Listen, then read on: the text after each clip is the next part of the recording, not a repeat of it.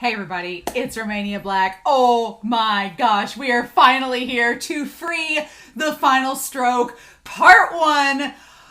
Oh my gosh. So, if you are joining me for the first time on this channel, or if you have not been following me throughout Free, I love Free. Free Iwatobi Swim Club, Free Eternal Summer, Free Dive to the Future, all the movies, Road to the World, Take Your Marks, all of the films, Timeless Medley, Starting Days, like the whole thing. I started watching Free back in the fall of 2020. I was watching it simultaneously with Run with the Wind and Banana Fish, and if you've ever seen those shows, the Banana Fish gets intense sometimes, and Free was my go-to, like, kind of buffer, like, calm down show that after something insane, I'd watch it and feel better. So, Free has become one of my favorite anime. I love Free. If I'm sick or if I feel down, I will pop on Free and I will watch a couple episodes and my mood is instantly better. It's just one of those feel-good shows, right? But I watched it from fall of 2020 all the way through summer of 2021. I caught up with all 3 seasons, watched all of the movies, and saw the trailer for The Final Stroke Part 1, and then it came out in September 2021,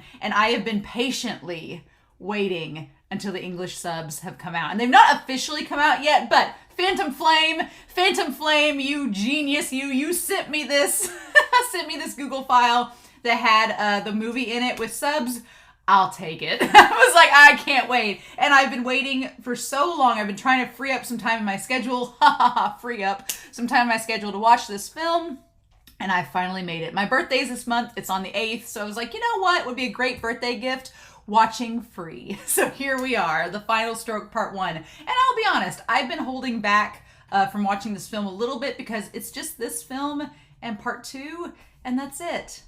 After that, we won't have any more Free content, which is really sad. I'm sure maybe they'll release official artwork and things like that for merchandising reasons, but we won't have another film. So I love KyoAni as a film studio. They're amazing. They can animate water like nobody's business.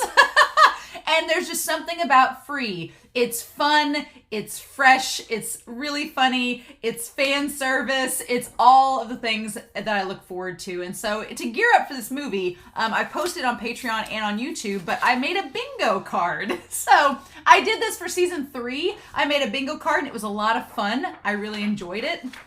And so the bingo card obviously has Free the Final Stroke as my little Free icon there. But these are just things that I think may or may not happen in this movie. I don't know. I'm going into this completely blind. Other than seeing the trailer, which has been on my channel, I've watched no preview, no other previews, seen no spoiler images. I have no clue what's going to happen in this movie.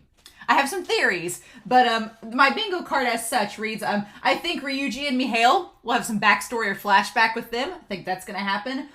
There's probably going to be product placement like Pocari Sweat. That's been the drink of choice in this series. I think that's going to be in there. Kasumi is going to get handsy and flirty with a swimmer. That's just like a given. That's just going to happen. I want Hiyori to stand up for himself, whether it's against Kinjou or whatever. I want Hiyori to stand up for himself. I think it's overdue. Ikuya and Haru, are they going to have a heart-to-heart conversation under the trees, perhaps? That's usually Haru and Rin's deal. Kinjou is going to start some useless drama. Kinjou is our little prick. He was the prick in the last movie, and I think that Kinjou is going to start some useless drama, but then I think down here he's going to get hit by the Nakama beam. He's going to get a Care Bear stare to the face of friendship, and I honestly think Kinjou is going to be the big bad of this movie, and then our precious Swedish Fish Albert is going to end up being the antagonist in the final film, because he's the world record holder for Free. Of course Haru's got to race him, right? But I don't think that's going to happen in this movie. The Bird of Fate, it's going to be sighted. You'll know when you see it. Albert, I think he's going to establish his rivalry with Haru, and then it's going to carry over and be in the next movie.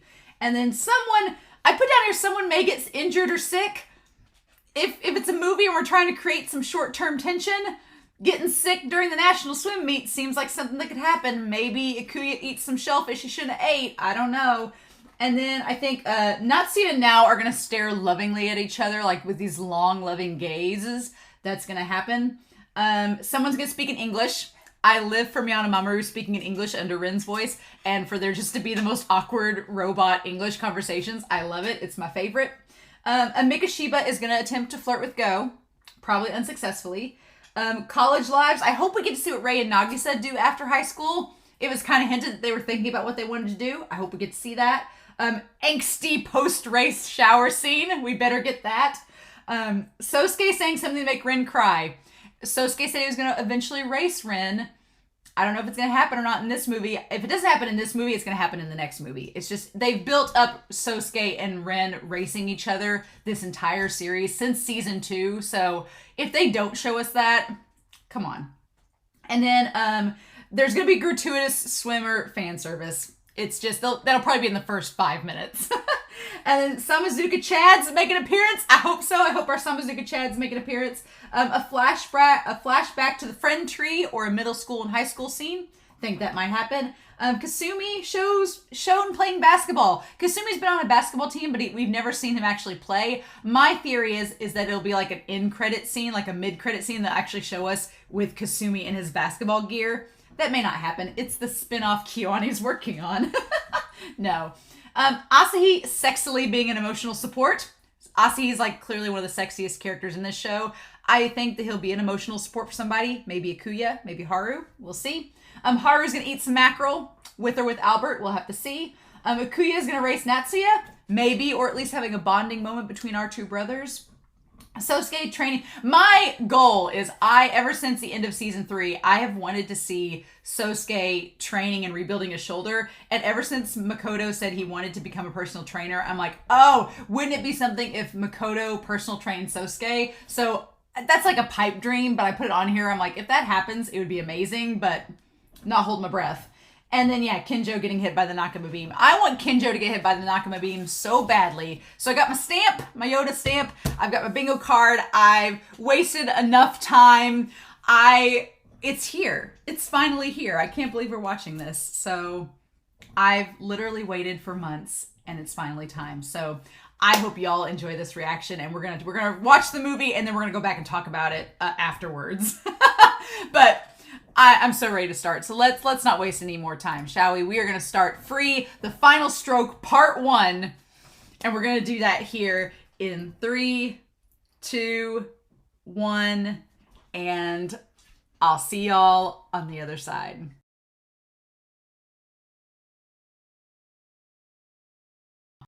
Oh, friends, where do we even start? Oh my God!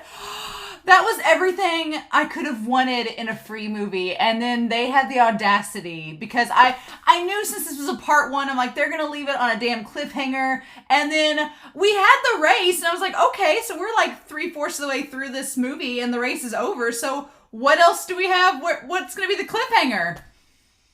And it's Haru. It's Haru. Haru becoming the antagonistic one, being like, I'll give up everything to get stronger, because he's so obsessed with what am I going to do? I want to be Albert. Before I become a normal person, I have to be the best. He's been bitten by the bug of competition, and there's more to it than that, but oh my gosh. So we need to go through this bingo card, because we had quite a bit of bingo. We may have a bingo on our hands. I don't think we'll have a blackout, but we may have a bingo. The ones that I didn't get on here are definitely going on the next card for part 2, because there's some things, they teased so many things in this. They were like, we're going to tease you with all of these plot points, so get ready. We're going to go back through this movie and talk about it. There's so much. I was like, wait, what? You're throwing this at us now, Free? Oh, okay. So, we have not had Ryuji or Mihail flashbacks. However, so Kinjou's brother is the one that I think he died. I think he's dead. I think that Kinjou's brother is dead or incapacitated in a vegetative state, something. I think he's dead. I think Kinjou's brother died in the accident, and Ryuji raced instead, and when he showed up, he was dead, because I don't know. Kinjou and Ryuji being connected is amazing. I did not see that coming a mile away, and they start the movie with that. It's like, wait, what? But yeah, so Kinjou had a brother, and the brother so the brother at the beginning there, okay, so he had a brother, and the brother, I think, is the one that died.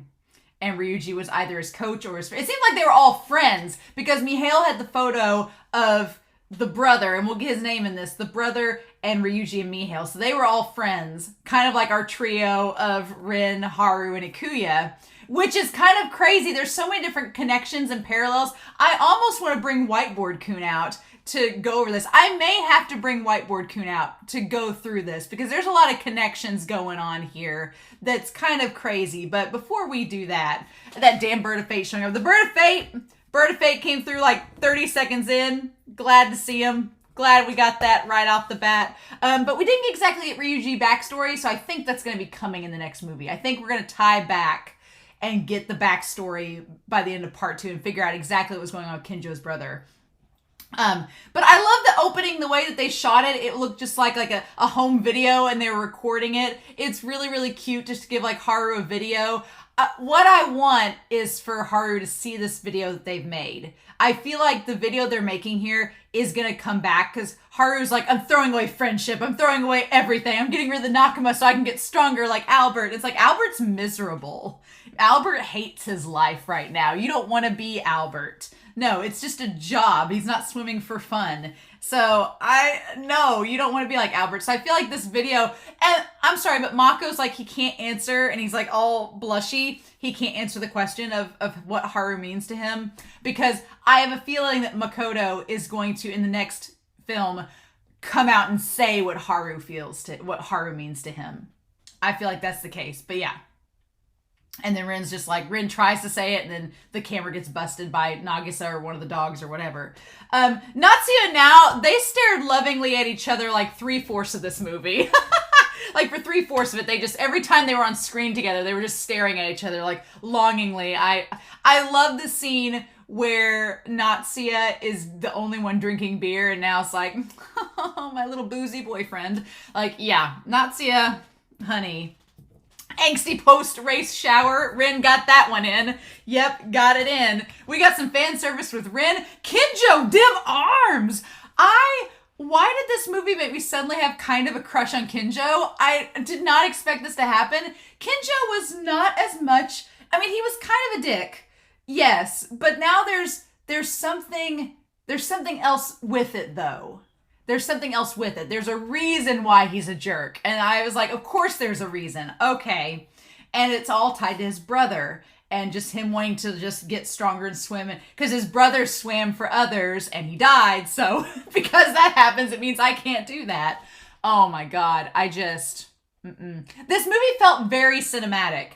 And it felt like you can tell this is the final films, right? And they flash back. I love they show all of the groups of all of them growing up together and they show them throughout the cycles and everything.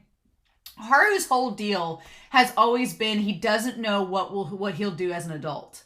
He was like, I was a prodigy when I was 10. I was a prodigy swimmer, and then I was extremely good, a genius at age 15.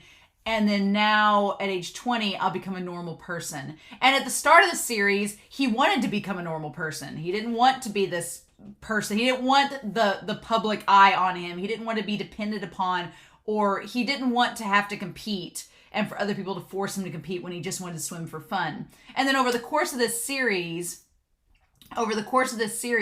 Haru has realized he does like swimming. He likes the competition of it. But now that he likes the competition, he's realizing that there's a ceiling he's trying to get over. And so he's now at the point where he wants to do whatever he can to get over the ceiling. And all he knows is that Ryuji's like, yeah, you can do that if you give up your soul. So which is essentially what he's doing at the end. I'm like, no, Haru, no, don't become this person you're not. And I think the whole point of this beginning of the film is to showcase how much Haru means to people. It's all good. The Nakama beam is going to come back in part 2. It's just, we got to get through this angsty phase first, right? But man, this film definitely felt very cinematic. It definitely felt like the last film. Like some of the other movies have seemed more like extended TV episodes that they all kind of like, I think of Take Your Marks. Take Your Marks seems like a hodgepodge together kind of thing, sort of like Timeless Medley, but Timeless Medley has a more cinematic feel, but this one felt like a movie, right? And lots of stuff happens. Gosh, a lot happens. Makoto grabbing the hand coming out of the water, Haru-chan, So we got that. We haven't seen Kasumi playing basketball yet, but they hinted at it. Asahi said he was going to play basketball with him. We're going to keep that on the bingo card for next time. It's going to happen. I'm like, yes, please. Kinjou has not been hit by the Nakama beam yet, but it's coming. And the whole thing with Hiyori, his past with Hiyori, that's where we need to bring Whiteboard Kun out and how Haru sees himself and the reflection and it rippling. And this whole thing about once you pass 20, you're a normal person. And Haru doesn't want to be normal. He wants to keep on being special and swimming. But it's, oh my gosh. So we'll talk about that. But okay, Sousuke, trained by Makoto, our physical trainer. Yes! Yes! I can't believe that Makoto's helping. Makoto and Natsuya are all helping Sousuke train. And then Hiyori gets in on it, which is great. But I'm like, yes, show. This is great. We had the flashback to the friend tree in middle school. We had our heart-to-heart under the tree, but it was not the heart-to-heart we wanted. No, it's just, God, we'll get to that scene. We're going to save college lives. What a tease. This movie teased Rei and Nagisa and what they were doing in the future and Go. They didn't tell us, but now I got to wait till part 2. It's a surprise. I can't believe it. How dare they? It's a surprise, huh? Oh my gosh. So no one got injured or sick, although Haru nearly passed out from after straining himself in that one race. And Ikuya, Natsuya's like, don't get sick, little bro. I'm like, don't you put this evil on us, Natsuya, you bitch. No, you hoe. No, so no one got injured or sick. Good. There was not quite Pocari Sweat product placement. There was one bottle that kind of had some stuff on it, so we'll leave that product placement for now unless we see it. Kasumi getting handsy and flirty with the swimmer.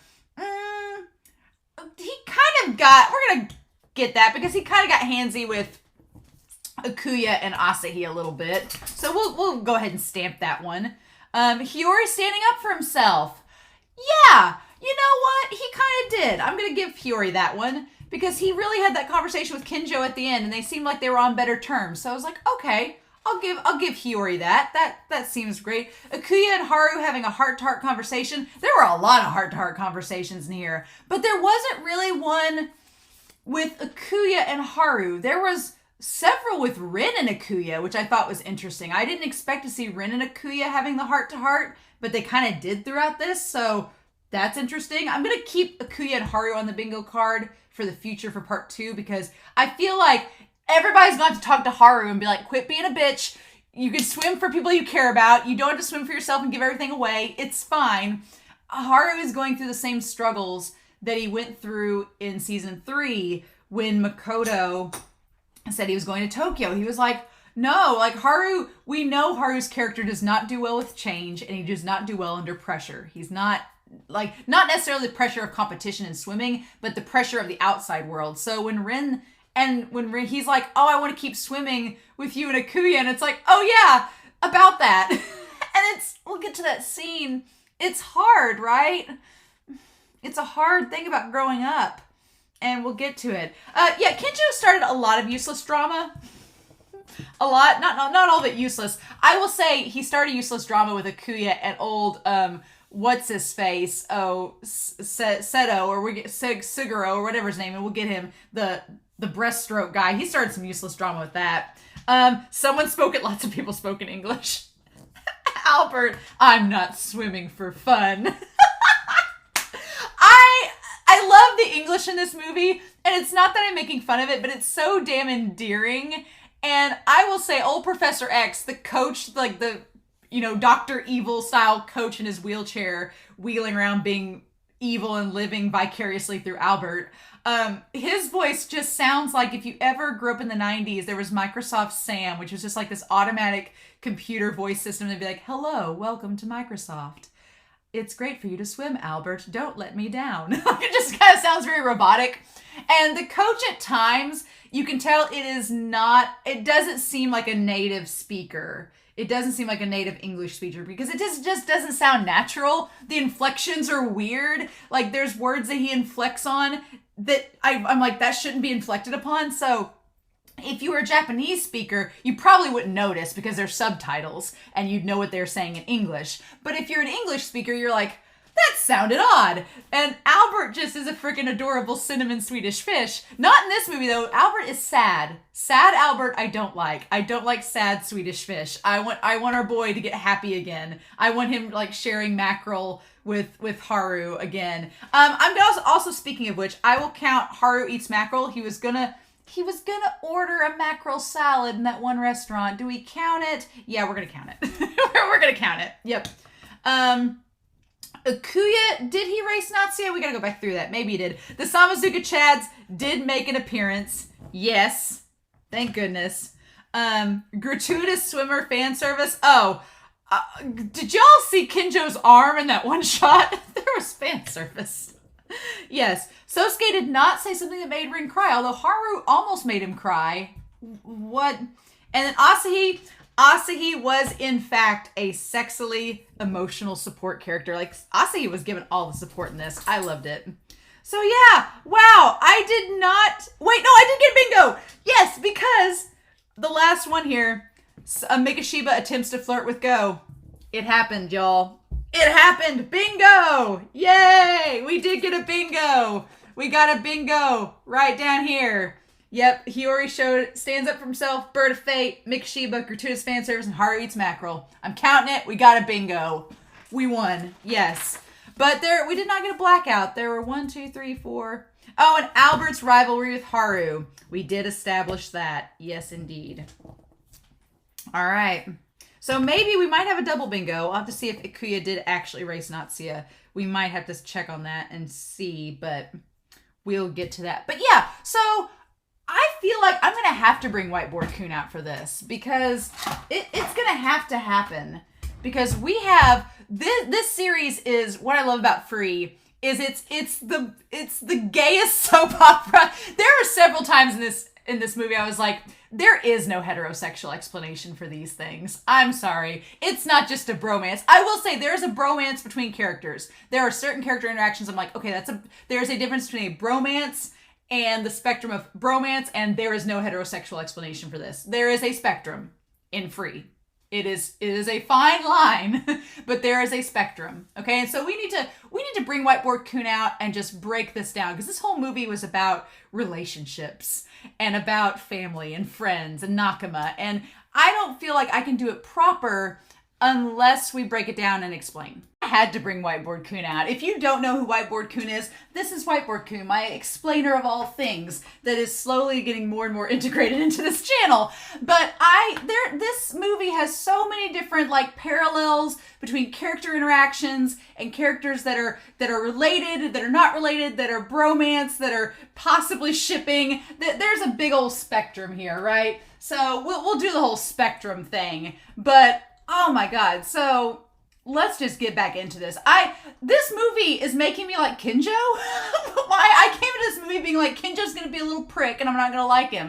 But I'm really fascinated by Kinjou. It doesn't help that he's voiced by the same voice actor as Erwin from Attack on Titan, who's one of my favorites. Daisuke. He's one of my favorites. I cannot help that he's voiced by him. But okay, so we have on the spectrum of rivals, and then we go down here to just, there's the bromance, down here to friends, right? And then down to ships, and then, down to there's just no heterosexual explanation, right? So we're just going to keep that little spectrum here till the end of the video and just kind of go through that. But that's our our barometer there. But yeah, so over here, Kinjou being friends with Hiyori. And so the idea that, so he says you like making mountains. So Kinjou was just visiting with his grandma and came there to see Hiyori, and he just wanted to hang out. And so here's Hiyori, why are you talking to me? So yeah, Hiyori, we've established from season 3, is more of a quiet, introverted character. It makes sense why he's kind of attracted to Ikuya, because Ikuya is also a quiet, introverted character. And Kinjou starts out by being this loud extrovert, kind of like Asahi sort of character that's like, hey, let's be friends. And Hiyori's like, why are you near me? No. So yeah, he just doesn't understand why Hiyori, and Kinjou says, because you look depressed. And he kind of picks on him, he pokes his cheek and stuff and grabs it and he says, you should smile more. Try to think of something that makes you super happy. And what makes him happy, something that was fun, is swimming. He says, and he remembers that moment with Ikuya. So he knew Ikuya before he knew Kinjou. And he says, swimming. He's like, when I swim, it's kind of fun. And so Kinjou is like, oh, I swim. My brother and I swim. So he has that like kind of crazy cat look on his face that he even has now as an adult. It's kind of crazy. And so like the wind changes and he says, Kyo Ni-chan, his brother, I want to go to the pool. Where's my swimsuit? Oh, so his brother was still alive then. Okay. I think his brother's died. I think he's dead. And he says, we can swim together. Okay. But by the time he got back to see him, Hiyori was already gone. And they moved away. They decided last month that they move around for work. And so Kinjou, that has to be so lonely. And then we cut to Kinjou on the bed. And that pose, like, free, what we doing? Mm-hmm. Kiyoani knows exactly what it's doing. But okay. So yeah. So we have Kinjou, right? So we have Kinjou in this. And Kinjou, in the oddest of ways. Okay, and we see he has the necklace and he has his brother, right? And I try to look around their rooms because I find that Free does a really good thing with two things. Fashion and like backgrounds. Like there's so much going on, right? I love Rei's room, for example. Rei's room is so Rei. Like the way that they do fashion with these Free characters and the way that they do how their rooms are decorated, it fits their personalities so well. Because in a lot of anime, you know, there's like a poster on the wall and a bed and you're like, okay, that's their room. But Free goes the extra mile. Free makes sure that even if you're going to see this room for 10 seconds, you're going to know everything about that character in these 10 seconds. So, like, Kinjou has a giant-ass bed, big old bed, and he's got all these books and stuff. He's got his tracksuit and his trophies there in front of him, and the picture of his brother. The picture of his brother and the necklace is always right in front of him. Interesting indeed. And he says it's dumb that he remembered him. So yeah, we got the school festival. The school festival reminded me a lot of the Timeless Medley movies and things. And we have Asahi being the emotional support animal. And the way that they describe some of the dialogue when Ikuya's like, it's my first time. I'm like, is this a BL? What is this? And Asahi's like, what are you saying? He's like, you can make these. And he's like, this mifoi. And it ends up being like crepes. He's like, do it in your own way. And he's like, Asahi. That milfui cake. And yeah, and then Kasumi's like, oh, they're just crepes. They're so unique. So yeah, so Kinjou, old Kinjou here, has a odd, it's not really a friendship with Hiyori, but he wanted it to be. Like, just this kind of odd relationship with Hiyori. And for a while, I thought maybe the movie was going to start, like, trying to ship Kinjou and Hiyori. I'm like, are they going to really push, like, a Hiyori-Kinjou agenda? No, they're more friends. They're more on the friend train. Yeah, we're going to do F for friend. They're more on the friend train. But Hiyori, yeah. And so then we have Kinjou's also has a brother named Kyo. Okay. Kyo Kinjou. So we have Kaide and Kyo. So, and then Kyo, we think may be dead. He is not present at any of the races, and that's the reason I think he's dead is because he's not at any of his brother's races, and if he has this intense love of his brother, and he has like the necklace and everything, it's like, wouldn't you think that the brother would be there to watch the race, but he's not. So, and if he was really good friends with Mihail and Ryuji, don't you think he would be at the race and seeing them, but he's not. So I think he's dead. I think he died. But he knows Ryuji through that and knows Mihail, who know each other and are friends. And Ryuji, therefore, knows Kinjou. Okay, so we got that going on. That whole business. And then Ryuji is obviously the coach to Haru, and Mihail is the coach to Rin. And then Rin and Haru have this friend you could ship going on, but they're also kind of rivals. And then Haru, in turn, becomes a rival with Kinjou. Okay. Easy peasy. Easy peasy.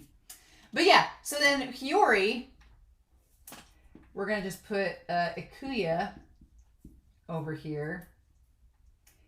And also say that we also have Asahi. Okay. Okay. And I would say in this movie, honestly, they are friends and a ship. Like, Asahi and Ikuya had a lot of great scenes together. I was like, But it's weird. And then we have, obviously, Kasumi. I love that Ikuya just runs off. He's like, I knew I couldn't do it. And he's like, Ikuya, no. So then, okay. And we have Kasumi. Our 6 degrees of Kasumi. Gonna get him. It's funny because I kind of ship Kasumi and Asahi together, but they really are friends in this. More like friends in this movie. There weren't really a lot of ship moments with Kasumi and Asahi. Asahi had a lot more shippy moments with Ikuya than anything. But yeah. So over here establishing with Ikuya. Ikuya having some self-doubt. And as per usual, he has esteem issues. Okay. And then we're going to have Haru over here. And we're going to have Rin. And then with Kinjou, Kinjou's big thing is kind of, he says he's swimming for himself. He makes that big thing that he's just being selfish about swimming. But is it for his brother? I debate that. I'm like, is he also swimming for his brother? Because I'm like, that seems like it's tied to it. He just doesn't want to say it. It's like, okay. But yeah, again, the fashion in this show. I also love that this series, one thing that does really well in this movie is that if you look at these guys in this film, in their sweaters and stuff, they all seem like big hulking giants because they are. Because they have swimmer bodies and they have like all this freaky muscle. Like, of course, they're these huge muscular guys. So in the outfits, they do look like, they look thick. Like, this movie is not afraid to make them thick. And I like it. So yeah, we have the Shimogami, Captain him and the Mikashiba oldest brother. They have like, and we see Izuku for like a hot second. She is barely in this, which is sad.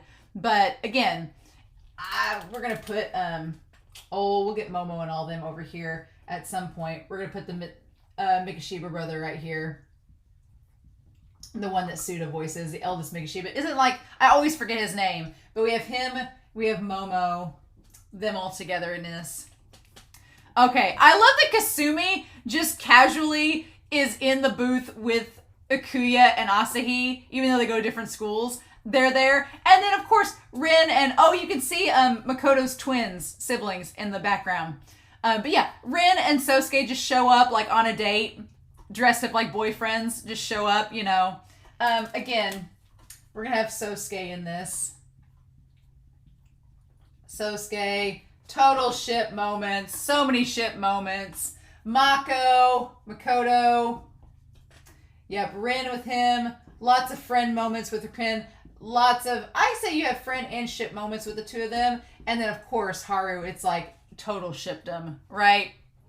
I love that Natsuya had the photo, that Kasumi had the photo of Rin in the maid cafe outfit.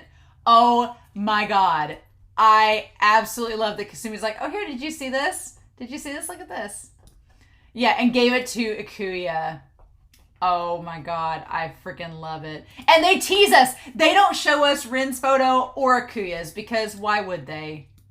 I love it. Where did you get that? I love that Natsuya and Kasumi, total trolls. Just giving each other photos. It's amazing. We're also going to put Natsuya right here. Natsuya right here. Again, Kasumi and Natsuya, trolls. Ikuya, they are siblings, sibs. And then Natsuya helping to train Sousuke, also helping Rin, also knowing Asahi. And then Kasumi And then, oh no, then we have Now. And Now is also helping to train Sousuke as well. So, it's complicated. There's lots of stuff going on. I honestly really also love that there was actually some kind of shippy moments between Rin and Ikuya, which I didn't imagine would happen. I was like, really? I love that Rin's like, you're weird. And he's like, so are you. And Ikuya and Rin have more in common than they think, which is kind of cool. But yeah, they end up taking out the trash and doing all that after the festival. And then Hiyori runs into Kinjou again. Like, whatever. And Hiyori just has to get that little jab in. Hiyori's like, oh, Makoto, you sure are really nice around Haru, huh? Like, why don't you just ask him out already? You know, like, Hiyori just telling it like it is. Could that be Hiyori-kun? Kinjou just, for someone that doesn't want friends, Kinjou just randomly shows up at all the times when there's people around being like, oh, hey, not friend. You know? It's, he's like, I was even about to compliment you. That's the whole scene with him talking at the trash dump to Hiyori made me think that there was like maybe some shippy moments between him and Hiyori, but it's the craziest thing because it's Hiyori and Kinjou are not insanely different in this movie. Hiyori and Kinjou both wanted friendship and they're both very lonely characters, but Hiyori found it with Ikuya and kind of latched onto him. And Kinjou just hasn't found that person to latch onto. He's tried to latch onto Hiyori, but Hiyori is always like, already like, nah, I got a boyfriend, see ya. It's sort of that situation. And so Kinjou's just left alone. So it almost feels like Kinjou, he wants a friend. But he's like so emotionally stunted at this point, he doesn't really know what to do. And so instead he's like, let's just be competitive, right? And so Kinjou is just kind of consumed with this competition. And I like that you see Haru's like pupils kind of dilate there when he's talking to him about competing. So he's swimming for himself and for the competition, right? And by the end of it, him and Hiyori have that conversation and they talk about kind of being in a slump. And at the time when Kinjou was like, oh, I think Haru has it much worse than me, I was like, really? But now I get it. Yeah, no, Kinjou wasn't wrong. Haru losing to Albert really hit him hard because he's like been bit by the competition bug and now he wants to win and it's like, ugh. I love Notori in this. Yeah, we need to get Notori up in this. Notori's over here. Notori and the Samazuka Chads. They're over there talking with Rin, talking with Sousuke, talking over here with the Mikashibas. It's great. I just love that how Notori is so gung-ho and taking charge as the captain, and I love Momo shaking him. Momo is probably of all the free characters, and if you're a fan of Momo, I'm sorry, but Momo's kind of my least favorite character in the show. He's just too much. He's a lot. I just want to be like, Momo, you need to calm down. And I really thought for a second that Momo was like actually gonna have this really tender moment with Go when she was really sad for Rin. He's like, oh, don't be sad about Rin losing. But then he had to bring old Pyunsuke into this, and I was like, get that beetle out of here. I'm with Sousuke. I'm like, get it out. I love though that we cut back to Nagisa and Rei, and that Shizu is slowly becoming more and more like Rei. I think he becomes the captain. Shizu does. He becomes the captain afterwards. It's really cute. This movie teases us so much by not telling us what Go, Nagisa, and Rei are doing after high school. I know they're saving it for the part 2, but how dare they? How dare they not give us any hints? They're like, you'll find out later. But I think Shizu becomes the captain with Romeo, so that was really cool. We'll put old Rei and Nagisa down here. They're not in this too much, along with Shizu and Romeo. And Go and Ayumu. There's just a lot of characters in this movie. And that's kind of the thing that is one thing to freeze credit for having so many people in this series, for it to be such an ensemble cast. They really do a good job of weaving everybody in and having all these different character interactions. Like, this movie was an hour and a half long, and you felt like, for the most part, every character got interactions. The only ones I feel get a little bit shortchanged are Rei and Nagisa, and that's only because they're still in high school. I feel like that's a sad thing. I feel like once they get out of high school and they're in the college realm with Haru and Rin and them, it'll be a different story, but they're kind of just trapped, so I feel like if you are a Rei and Nagisa fan, then season 3 and these movies might not be your favorite because they really don't have anything to do with Rei and Nagisa because they can't talk about what they're doing in the future because they're keeping it a stupid secret.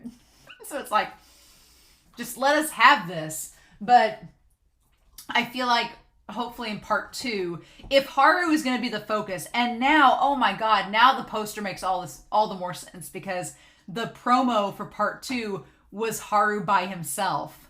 And I was like, why would they do that? They had all these characters in the part 1 poster. Why is Haru all by himself for part 2?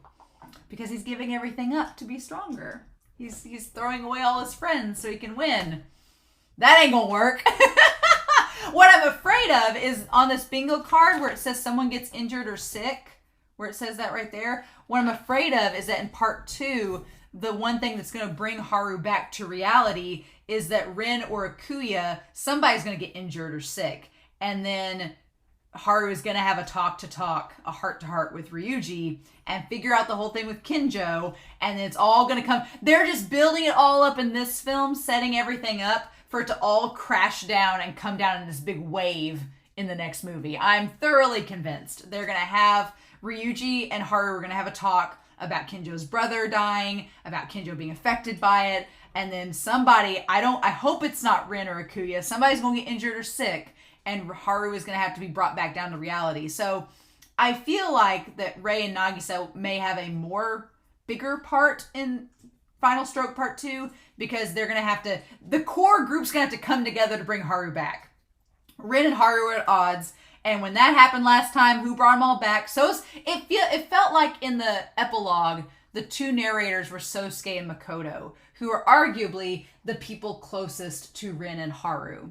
So I feel like if anybody's going to bring those two down to reality, it's going to be Sousuke and Makoto. And I was so mad when Makoto's like, oh, my siblings called, I got to go hang out with them. I'm like, don't leave, Makoto. No, Haru's not in a good place. But Makoto wouldn't know that because Haru seemed to be fine. And then old Albert, old sad Swedish Fish. He's sad and just competing as a job. So we don't know exactly what the circumstances are with Albert. He said it's just his job. So I'm like, is Albert like, does he need the money? Does he need the sponsorship? Does he have a sick relative that he needs to support? What's the deal? We don't know that much about Albert, except that he's not happy in this film. And I don't like seeing sad Albert. It's not fun. Mm-mm. But yeah, so, God, this movie was great. There's so much to talk about. But yeah, so Ikuya has self-doubt, but he thinks he's going to do an individual event to go pro. And Rin, by the end of this, decides that he wants to do an individual, the butterfly, to go pro and keep swimming.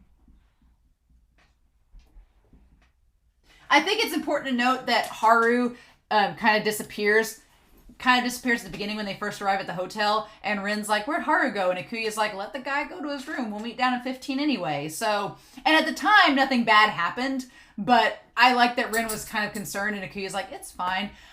Ryuji and Kinjou in the elevator scene. That's where I'm at now. So I want to go through this conversation. He says, I'm not upset with you. I think you went through a lot too. And that's what Kinjou is saying to Ryuji. So Kinjou's like, I'm not mad at you. You went through a lot as well. So he's kind of like, it's like these two haven't seen each other in a while. So back when Ryuji was talking in season 3 about how Kinjou gave something up to become a better swimmer, he just tossed away all those connections and went on his own. And so it was like, okay, that all kind of makes sense. Now, it makes much more sense why Ryuji knew that, because he knows Kinjou personally. And so Ryuji's like, I'm sorry. Back then, all I could think about was what was right in front of me. So yeah, these Ryuji and Mihail having the relationship with Kyo, the brother, and then we cut to the room. Everything's black and white. We don't see Kyo, and we just see a younger version of Ryuji looking really shocked and sad. And then Kinjou says, ugh, could you stop that? Saying things to defend yourself. Like, he's like, it's in the past, quit trying to make excuses to make yourself feel better. He says, I'll pray that Nanase guy doesn't get lost. And then, because it's Kinjou, he has to throw in the jab of saying, since all you think about is the results of races, Azuma-sensei. And I love that moment where he's about to reply and he stops himself, because it's like, it's almost as if he's like, oh wait, it's your brother that died. I don't have a right to, I'm not going to have an argument with you, Kinjou. I'm just going to let it go.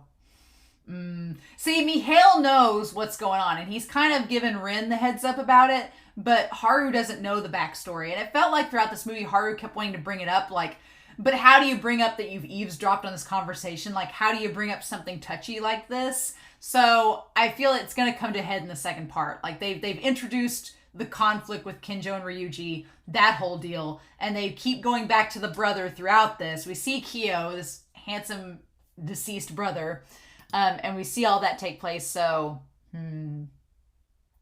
But yeah, Kinjou's like, I have nothing to say to you. So yeah, so Rin decides that he wants to go pro and get a sponsorship, right? And Haru doesn't know what he wants to do. He just knows that he wants to keep swimming, and he wants to get better. He wants to get better. And he wants to do it at first with his friends, right? But by the end of the movie, he decides that he'll just do it all on his own. And it's so frustrating and sad because I get all sides of it, right? Ikuya and Rin, when they had that conversation on the rocks, which I love that conversation. I love that conversation because Ikuya and Rin, when Rin's like, oh, did we come here to just lick our wounds? And Akuya's like, yes, that's exactly what we came here to do. And Rin's like, you're weird. Like, I love how I love the banter back and forth between Rin and Ikuya. It's really natural, and it kind of like, it is a bromance. I put on here Rin and Ikuya as maybe you could ship it, but for me, I think it's more of a bromance. Like, Ikuya and Rin, I think they are more like the friends and the bros. It's like, they're dynamic. There's nothing like charged between them that feels like you feel with Makoto and Haru, or Haru and Rin, or Rin and Sousuke. It's not like that, but it's more than a friendship. It's like a bromance. I like Rin and Ikuya sharing these scenes. But both of them decide, they're like, we need to think about what we're doing in the future. We like swimming with Haru, but we also are frustrated because we want to do well, and we can't just keep trailing behind and relying on Haru necessarily to keep us motivated. We've got to kind of carve our own path, right? And that doesn't mean, and Rin kind of phrases it, he's like, yeah, even if we do different events, we're still going to see each other at national tournaments. We're still going to possibly compete at the same time and try to outdo each other. It does, just because we're not doing free doesn't mean that we're never going to see each other again, and we'll never swim against each other. Like, there's going to be maybe relays or individual medleys or stuff like that. Rin's like, but Rin's whole deal, Rin and Haru are very different, because Rin, like they say in the film, has always, once he makes up his mind, he charges forward and moves to get that goal accomplished. And Rin's like, I want to go pro. I want to do what my dad couldn't. And so I'm going to get the sponsorship, and I'm going to do butterfly, and that's what I started with. I'm going to go with my strengths, right? And I think it's not only him going with his strengths, but it's what he needs to improve the most on. Because Rin's good at free. Rin is a good free swimmer. But butterfly, they established in this film, was something that Rin, he got fifth. He struggled with it. So he's like, I need to get better at that. And so I feel like he's made a personal goal for himself. Just like Ikuya. Akuya's like, I'm frustrated because Haru's doing well. And we're kind of, I feel like Rin and Ikuya, by being in the same category as Haru, they're competing against him, but they feel like they're just chasing Haru. And they're like, we need to carve our own paths. And Akuya's like, I want to do my own event and get really good at that. And it comes at the worst time, because as Ikuya and Rin are deciding to move forward and help themselves and make themselves better, and they want Haru to be a part of that, as they do that, Haru is struggling with figuring out what to do, and he wants them to be there as support. And to Haru, them going into these individual events means that they're kind of abandoning him. And when Haru made that comment about, oh, well, there's no Albert Butterfly, I was like, oh, shit. I was like, Haru, did you really just go there? Ooh, that was a burn. But yeah, but Haru just feels abandoned. And so he's like, well, fine. I don't need friends. I'll just get stronger and do what I need to do to win. And I don't have to have you guys with me. And it's like, that's not, and you know that that's not what Haru wants, because we see what I love, and we'll get to the whole tree part here, but what I love is that this movie and this series as a whole, it does things with symbolism and figurative imagery that makes you think, like whenever they're swimming, like in season 3 when they're swimming in the medley and they see each other as the dolphin and as the animals, do Haru and them actually transform into the animals? No, it's a figurative representation of their friendship, and it's meant to be cheesy, it's meant to be over the top. That's part of it. That's the free imagery, and I love it. And I loved the imagery of Haru with the train track like barriers around him, that his inner voice can't get out and say what he wants to say to Rin. Instead, he's clouded by this anger and frustration and just kind of like just hot-headedness about this whole thing. And what he comes out and says to Rin is just spur of the moment anger and frustration. And it's not how he actually feels. And I love that representation, because if you've ever been in an argument with somebody, sometimes you get so worked up that you say something and you instantly regret it. You're like, why did I say that? That's not what I meant to say. But you're so caught up in the heat of the moment that you just like, screw it, and you just say it. And then there's like an inner voice in you that's like, no, don't do that. And then you regret it. And that's what Haru does. But he doubles down in the end. He calls Ryuji and he's like, I want to give it all up and get stronger. He's like, those who win don't do the same thing as everyone else. And I think that's just, he's like, I don't want to do what Rin and Ikuya are doing, so I want to do my own thing. And Ryuji's like, okay. I feel like, though, Ryuji, if you know what happened to you and to Kyo through all this, I feel like Ryuji should have a heart-to-heart with Haru.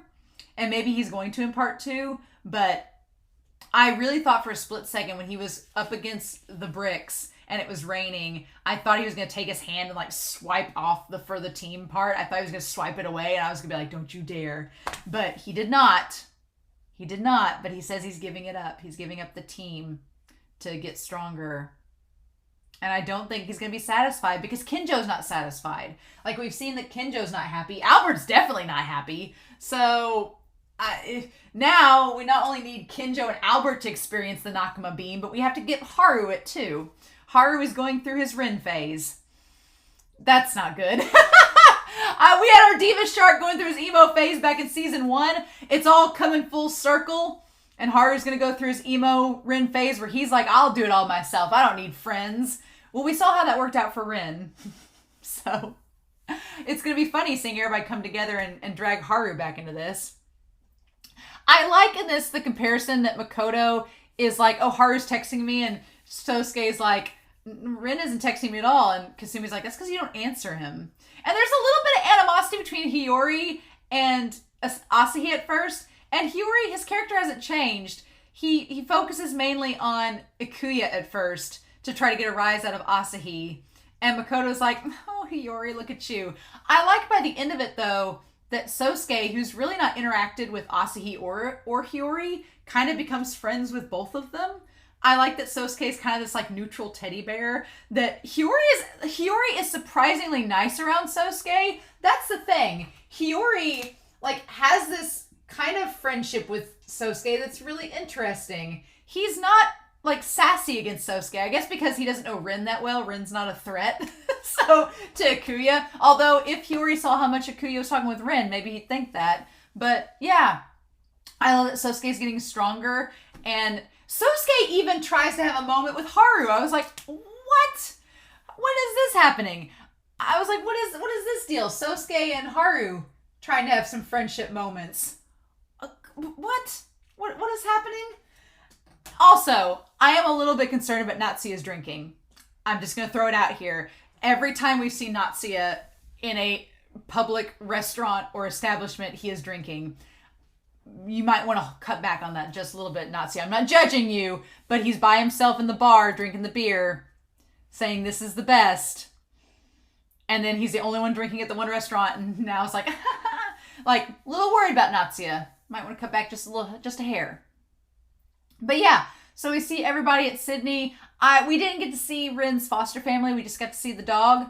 But yeah, there's just this really cool cinematic quality about the fireworks ceremony, and they do the dance. It's really cool, like all the lights. Everybody's in like their blazers and everything.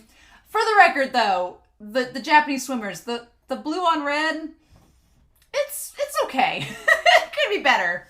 The color scheme, I'm like, I wouldn't put blue on red personally, but it's fine.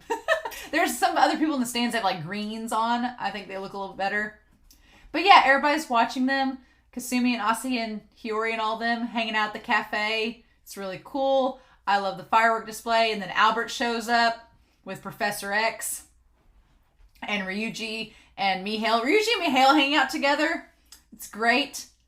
I really want more with them in part 2.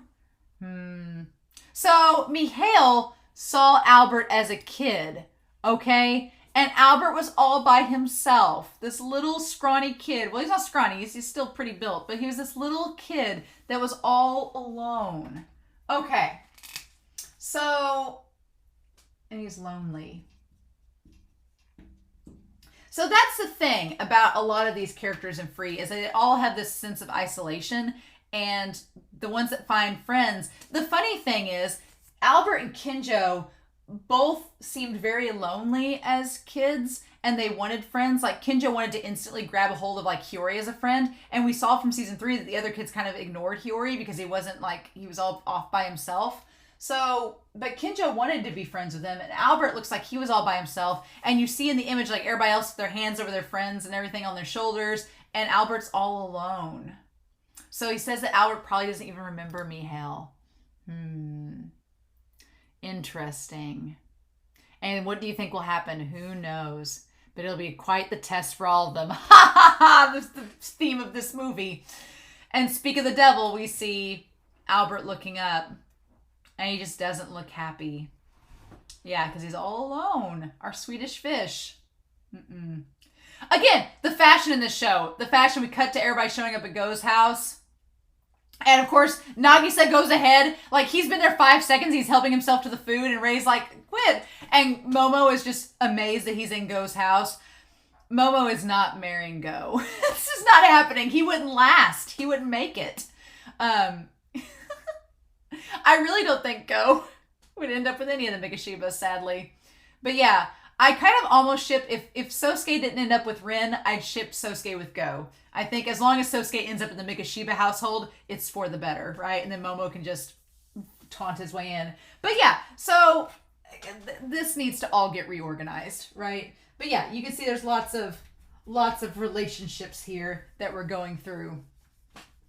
Oh my gosh. So yeah, the fact that Sousuke is getting trained by Mako, it's amazing. Everybody in this film, what I love about Free is that they all show emotional support towards all of the characters. Like Haru, Rin, Ikuya, all their friends like show them various support throughout the series. And it's wonderful. So, that being said, don't rush your start. Yep, go at your own pace. Okay. So going through this, and Haru, what I love is that Haru's character has grown so much over the course of the series and realizing his dream. And he has like an awesome like prelim and it's great. And you can kind of see from this movie, like from that first prelim where Haru swam by himself, like the little inklings of him kind of separating from the group, that Haru was getting better and better and Ikuya and Rin were getting held down by something, either by themselves. They're getting held down mainly by themselves, but by the sense of them trying to compete with Haru. And that's the thing too. They were trying to compete with Haru. And I think both Ikuya and Rin realized, like, we don't need to be competing with Haru. We need to find our own path. And that's why they chose to go with the individual events. I really want them all to be in a relay, but I don't know how that's going to happen or how that even works. Okay, so Albert was up there watching him. So, okay. Things that I want answered. So, rivals. Okay, rival-wise, we're going to do our rivals here in the teal. Obviously, we have Haru and Albert and Kinjou. They've been established as our main rivalry on here. That they're established too. Although now we have Rin and Ikuya, even though they're doing their own individual events, they're kind of offset with Haru. I'm wondering how Ikuya is going to react to if Rin tells Ikuya how Haru was to him. And Kinjou being such a bitch, he's like, don't be just satisfied with the prelims. And Haru's like, I haven't swam enough. And it's like, okay, so this coach, I'm just watching the movie with y'all. This coach is all about the corporate sponsors salivating over these swimmers. Professor X here, he's just the worst. I want him to get out of here. It says, don't let me down. I'm like, why, Albert, why are you tied to this man? What did he do? Is he just, he's clearly giving you money, but what? They really love to use that animation of Kinjou like ripping off the mask looking like a crazed cat. And Albert with his damn giant flipper feet. The absolute champion. They changed his name from Wallander to Volendal. I don't know why. It seems like such a random thing to change his last name. Oh well. But yeah, so Albert's whole thing is he's like, I want to be faster and stronger until I can't be beaten. But I'm like, that's not possible. Someone's always going to come around and beat you. That's the thing too, is that he talks about wanting to become unbeatable. And yeah, he's like the world record holder, sure. But he's eventually going to get older and he's not going to be able to swim as good anymore. And somebody's going to come along and probably beat that record. So, because records are just made to be broken. So yeah, I don't like the mindset that Albert has on it. And I feel like Haru is trying to get into that same mindset and it's going to be like toxic. And I don't like it. And Kinjou seems to have that mindset on the offset, but it's really just a front. Like, I think he's really just swimming for his brother and to try to find some sense of identity and purpose. And he just can't find it. So he's like, well, if I just get better and do what my brother can't do, then that'll be enough, right? So I feel like Kinjou, even though he puts on this front of wanting just to get stronger, there's more to it with that with Kinjou. With Albert, we don't know a lot about him. Also, at this point when Go gets really sad and she gets sad for her brother and starts to cry. I love the reactions of everybody when she starts to cry because Nagisa's like, hey, don't cry. Rei freaks out and is like, oh no, don't cry. Notori's like, but Momo has a full-on panic attack. Momo has a panic attack because he doesn't know what to do. I feel like the Mikashiba family are never sad. I feel like their family is such like an outgoing like sports family that they're just on adrenaline 24/7. There's never like sad moments in that family. Or if there are, they're like, oh, I'm sad. Let's get better. But I don't think Momo genuinely does not know how to handle Go being sad, and especially because he likes Go. So he's like, it just shows him like looking around trying to find something to help as Rei's trying to comfort her. And he's like, it'll be fine. And for a split second, I was like, Momo, you're doing good. He's like, it'll be okay. I'm sure that Rin Senpai will show us some amazing swimming. And Go's like, oh, gee, thanks. But then he ruins it. He grabs Pyunsuke and she's just like, oh, no. And thank God Steve saves the day. And I like that Rin's mom's like, that boy's not of any concern. I love she's just like, And then Tora, she looks down at the photo of her husband. Tora. Oh my gosh. So there is a connection there where I think that in terms of being connected, that you have Kinjou and you also have Ikuya and you also have Rin, whose swimming involves family. Okay? So you have connections with them. Their swimming involves their family. So they either swim for a family member or because of it. Okay? They're connected to there. So I like that connection there. As far as other rivals, there's not really any other rivals set up in this series. It's mainly them. So I like that. And then we have a bromance. Gotta talk about the bromance. I definitely think that Ikuya and Rin have a bromance for sure. Trying to think here. I definitely think that Sousuke and Makoto, you could argue that it's shipping too. But in this film, it was more bromance-y a bit, right? And then also think as far as bromance goes, there's I'll put under Kinjou. No.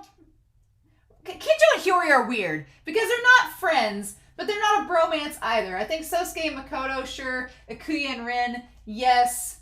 Trying to think if there's any other bromance-y things. Well, lots of shipping in this. But that's pretty much all the bromance-y moments that we really get from here. I'm going to put in this question mark category Kinjou and Hiyori. I don't know how to feel about them and their relationship because it's kind of like they're friends, but it's like they're acquaintances that have acknowledged each other, and they're close acquaintances. They're not friends, they're not rivals. They know each other. And they kind of like size each other up in this, which is interesting. But as far as being lonely, that's another thing. Characters that are lonely.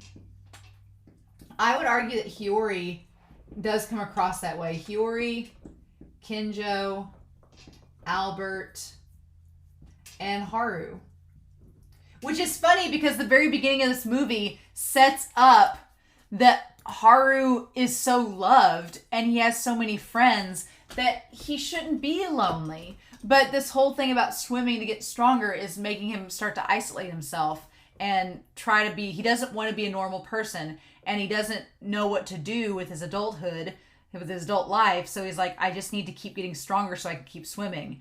And Rin kind of tells him that that's what him and Ikuya are doing. But Haru almost takes it as, you guys are just trying to leave me. And so it's like, ugh. But I love that Haru goes off. So talk about ships.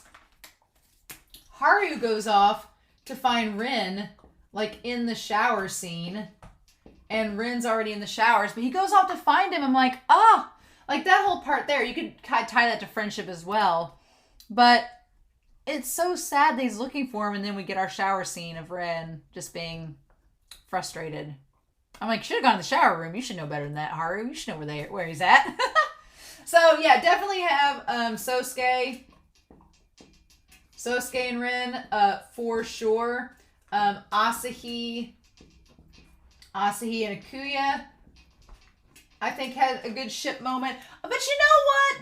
I that would be the bromance. Ikuya and Asahi, I think, had some bromance friendship moments too. So that's interesting.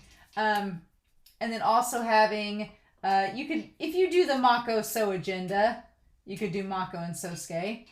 I think that Poor Go and Momo tried to have some moments together. It didn't quite work. If we're doing on friendship,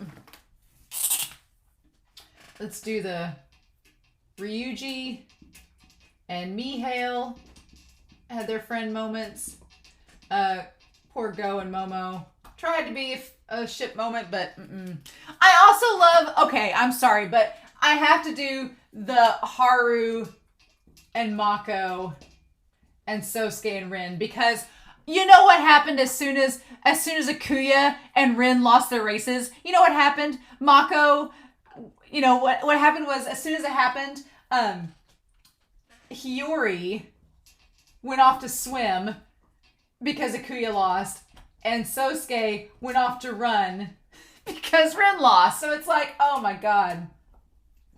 Yeah, Hiyori also had some really big ship moments with Ikuya because of the polar bear toy that he gave him, and then the swimming thing, he swims against Asahi. I guess that would be a bromance moment too. Hiyori and Asahi surprisingly have some bromance moments, like in the pool scene. And then as far as friendship goes, I would say that Hiyori also becomes friends with Sousuke, right? And then we also had Kasumi. And I'm just going to put Kasumi and Ko, because Kasumi's friends with everybody. Kasumi's like, I'm so bored. Again, it's funny because we never see Kasumi and his basketball team. So I'm like, is his basketball team just that bad? Or is Kasumi that bad of a basketball player that they're just like, where's Kasumi? Nobody cares. It's fine. As far as other moments, I would say other friendship moments. We had Natsuya and Sousuke, obviously. And then definitely Natsuya and Now. Natsuya and Now are like an OTP at this point. Yeah. And you know what? We also had Sousuke and Now. That's funny. We also got Sousuke and Now. So we actually had quite a lot of friend moments. So many connections. Look at this. Look at this tree. Friends for life. And Haru wants to get rid of all of it. I don't know. I feel like the funny thing is that there's a moment with Ikuya I'm going to talk about here in a second because it's getting to that point in the movie. The funny thing is that in season 3, Haru went through a slump where he just didn't want to be around anybody, and Rin was the one that got him out of the slump by taking him to Australia. Well, at the end of this, and it was after Haru and Mako got in an argument. Well, now Haru and Rin have gotten into an argument. So I'm like, so is Mako going to be the one to try to bring Haru out of his funk? Or what's going to happen with that? Who's going to bring him out of his funk? Because it has to be somebody. And obviously him and Rin are not talking to each other. So, And Mako, see, last time Mako called Rin to have Rin take Haru to Australia to get him out of his funk. Well, now Mako left the voicemail with Rin. So is Rin going to call Mako and be like, now it's your turn? You get him out of the funk? So I think that might be what happened. They'll do a little switcheroo. I'm like, will Mako take Haru somewhere? I don't know. But Ikuya is on the phone with Natsuya in this one scene as I'm going through the movie. And he says, I'm always saying selfish stuff to you.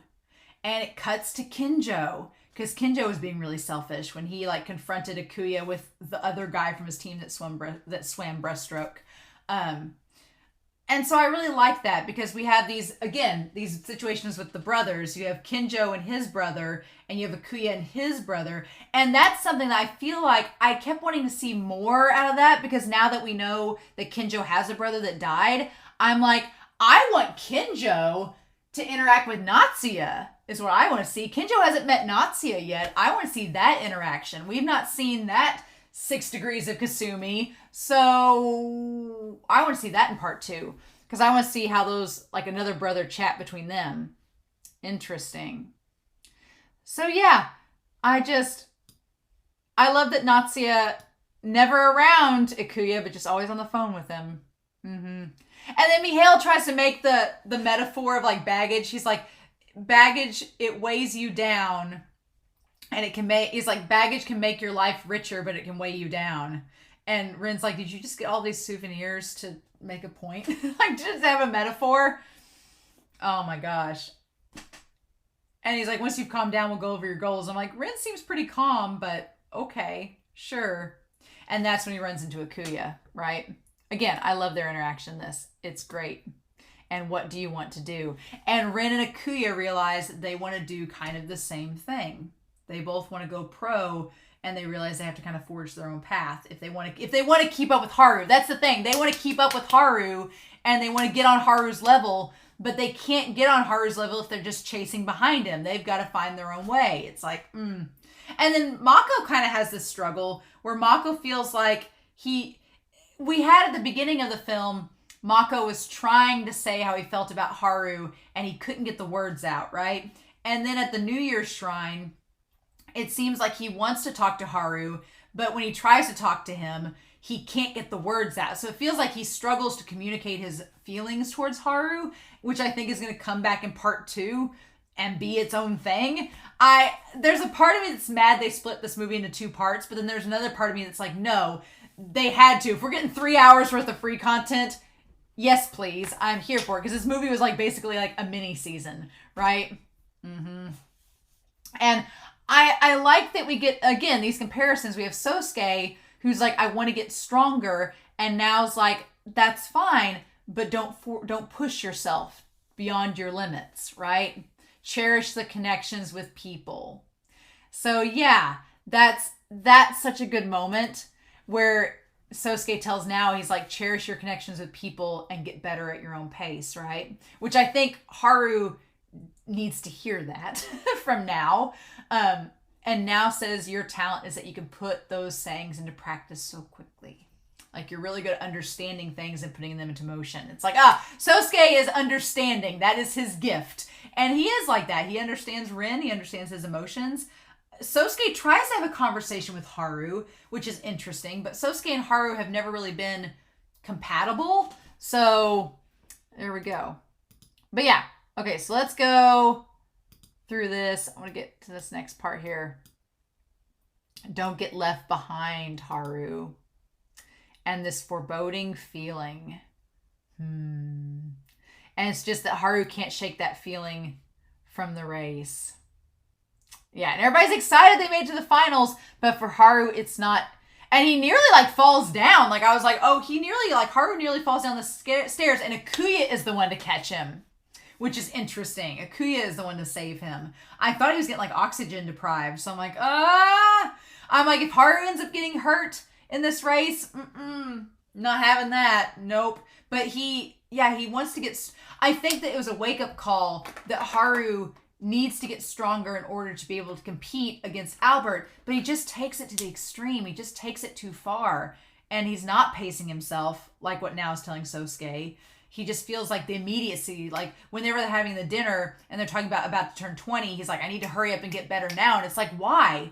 And I don't even think Haru really knows. I think he just sees the writing on the wall that he's getting older and he wants to try to get better. And he thinks if he can beat Albert, that's going to help him figure out things. And it's just, but yeah, I was really actually worried for Haru when he nearly fell down the stairs. Like that was a moment.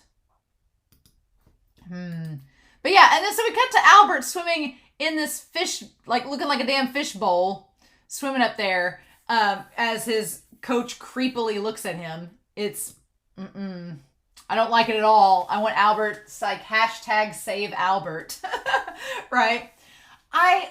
And then we cut to the scene of Mako and Haru, and this scene is so sad juxtaposed next to the ending of the movie because Haru's like, he's so happy and he's like smiling with Mako and everything. And he says about how in the race, he didn't feel like himself and he felt uneasy, but he's like, it's okay. I'm fine.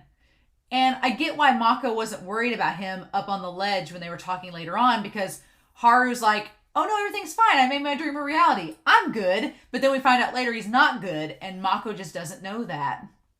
Also, there is no heterosexual explanation to Sousuke and Rin's coffee shop conversations. No. Like Sousuke just sitting there like, they're like, what are you thinking about, Rin? Like, like they're so dating boyfriends. Yeah. And honestly, even though Rin does bare himself and bare his soul a lot to Haru, he really has heart-to-heart conversations with Sousuke a lot, right? And Rin's lamenting, he's like, I'm not going to be able to win like this currently. And Sousuke's like, are you discouraged? He's like, I'm frustrated. I feel like I'll go crazy. I want to compete against Kinjou, Albert, and of course Haru and Ikuya too. Yeah, and I want to compete against them and win. But in competitions, my weakness... That's the thing! In competitions, my weakness comes out. I have to win against myself first. Yeah, so Rin is acknowledged. So, in terms of competition, Rin's weakness is competition. That's Rin's weakness. That he has to beat himself first. And I feel like I wish that Rin had found a way to say that to Haru, and Mako tells Haru he needs to move forward and do what he wants to do. And it's so frustrating because both of them are like, we want to become stronger. They both have the same goals, right? And Haru wants to become stronger just like Rin, right? But how they do it is different. I don't think that's what Haru realizes and gets frustrated by, because Rin's like, well, in order for me to become stronger, I can't compete. I don't need to be competing against Haru and the others right now. And that's where my weakness is. I'm not benefiting myself doing that. I need to build myself up and get my own personal goals. And once I accomplish those personal goals, then I can move on to the competition part, right? And Haru he doesn't tell Haru that. He tells Sousuke that. And I think that's why I want Sousuke to have a conversation with Haru and explain all of this to him so it can all come back around. But Haru's exact opposite of Rin. To become stronger, he wants the competition. Right? He wants the competition. And Rin is more like Ikuya. Ikuya realizes that he has his own weakness and he needs to overcome that weakness before they can both... Rin and Ikuya are having the same wavelength. They're both like, we need to get stronger ourselves and beat our own personal goals, and then we'll be able to face Haru. Like, they both come to the same conclusion. Haru is totally opposite of Ikuya and Rin. Haru wants the competition, and he feels that in order for him to become stronger, he needs to do the competitions. And he expected Rin and Ikuya to be there alongside him. And Rin and Ikuya are like, that's not where we need to be right now. And Haru gets mad about it. And that's when he gets mad and those words come out that he doesn't necessarily mean, but they just come out in the moment. And meanwhile, all of KyoAni's animation budget went to animating Kinjou in his bedroom being sexy, saying he can't get him out of his head. So Kinjou is in the same boat as Haru, thinking that he needs to get stronger to beat Albert and Haru. So it's funny that you have Rin and Ikuya on one end of the spectrum, and then you have Haru and Kinjou on the other end of the spectrum, and then you have Albert up here that's just swimming because he's swimming. He doesn't see any value in it anymore. He's just really good, and he just doesn't know what else to do. It's sad. But I want to know what this necklace is about. He says, Kyo-ni-chan. And so we see Kyo-ni-chan, and okay. So it's his necklace. It's Kyo's necklace. Yeah, he did. I'm sure he's dead. But we see him. He says, Kaide, would you like to try swimming with me? Man, them arms. They're just drawing Kinjou's arms. I'm like, can my sexual orientation be Kinjou Kaide's arms? Can that be a thing? God, they drew them so well. Like, what is this? What is this, free? And so, yeah, Albert dropped out of the final. You got some explaining to do, Lucy. Like, and then Albert's like, I don't know why I dropped out. And then we get this, like, neon Evangelion room where the coach is just sitting there in this isolated room, so distanced from Albert. Like, Albert is all by himself, like, up on this little pedestal, and it's really sad. It's amazing, y'all. You'll be competing in every one of your remaining races. Understood. He's just doing it because he's being told to. Ugh. God, this movie's so good. And I'm like just getting through it. So, okay. There's so much that happens in this movie. So much. Okay. So I want to go back. I feel like I can't skip anything. And so Ryuji tells Haru again, I told you before you had to throw something away in order to win, didn't I? Let me go back to that. They have such big dreams. And we see Hiyato. So we see Kasumi's brother, like him swimming. And he can actually swim, like Makoto's helped him swim. It's really cute. It's awesome. I love that we see like how much growth he's had since season 3. And we see Ama-chan. We see Ama-chan for just a little bit, and we find out that the next tournament's in Athens, in Greece. Of course it is. Yay. I wonder how far they'll go. Oh, you know. And so Ryuji says, do you want to do the special training regimen I did when I was training? And he says, yes. He's like, Rin's coach told me it was quite difficult. And so that's when Ryuji says, I told you before you had to throw something away in order to win, didn't I? And he's like, yes. But he says, I won't throw anything. So Haru's like, I won't throw anything away. And then he changes his mind at the end. And then that reminds Ryuji of Kyo. I want to try swimming for things that are important to me. And he seems like he's such a sweet guy. It's a shame he's dead. I'm fully convinced he's dead. Nope. So yeah, it's just, and Ryuji, he looks so tired. Ryuji seeing Kyo in Haru. and just looking so tired. And he's just like, you'd have to start with your foundation first. You have to completely rebuild your body. But if you insist and are prepared for that, then call me. So what he's suggesting is, yeah, you need to just let go of everything and focus only on this. If you focus only on this training, leave your friends, leave everything else behind, focus on just doing whatever it takes to win, then you can go through with it. Because that's what I did. But what Ryuji is not telling Haru, which is so frustrating, is Ryuji is not telling Haru the cost of that, right? Mihail knows the cost of it because Mihail told Rin about it. Mihail was like, no, Ryuji sacrificed everything to win. And then whenever something happened to Kyo, we don't know what, but something happened to Kyo, and he raced, instead of going to see him, he gave up his friends, and then in the end, was it worth it? And Ryuji just kind of self-imploded. He just lost sight of anything, and nothing was worth racing after that. And he sees Kyo and Haru, but he also sees some of himself. And so he says, it's like, is Haru going to become Kyo, or is he going to become Ryuji? And by the end of it, Haru seems to be becoming Ryuji. And Ryuji's like, okay, I can train you if that's really what you want. But I want Ryuji to tell Haru what he lost in going through all that, and he doesn't yet. It's so frustrating. Use that to contact me. It is a direct line to the office. So then we go back to Mihail, who has the picture of Mihail alongside Ryuji and Kyo. And he says Nanase-kun's probably a lot like him. A lot like Kyo or a lot like Ryuji? That's the question, right? It doesn't say who he's like. The Ryuji from back then. Okay, he does say he's like Ryuji in both good and bad ways. So, I might have a duplicate too. And if that's the case, I probably need to make sure of something to prepare for that. Okay, so this is all foreshadowing. Yeah, so Mihail sees the writing on the wall. He's like, okay, Haru's a lot like Ryuji.